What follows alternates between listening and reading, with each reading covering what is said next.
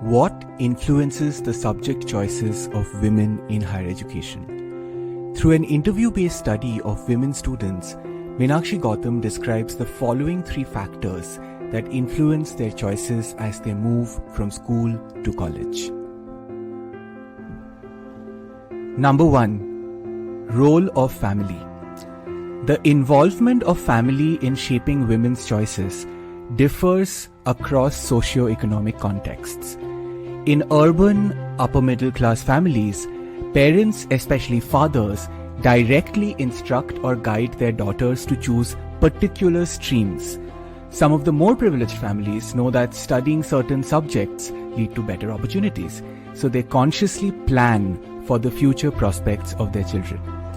This culture of planning is not present in rural contexts as much, where families may not be aware of the right choice.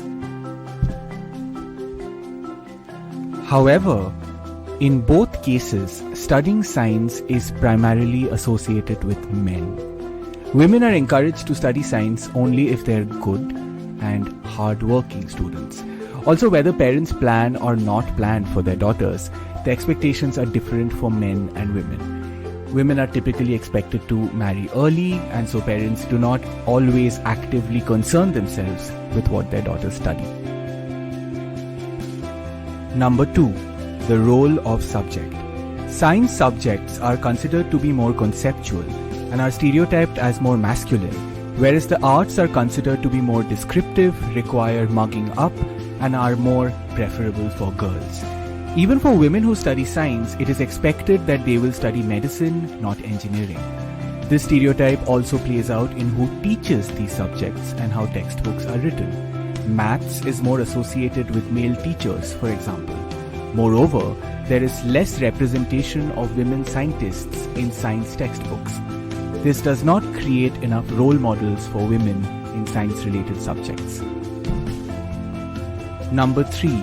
Role of geographical location.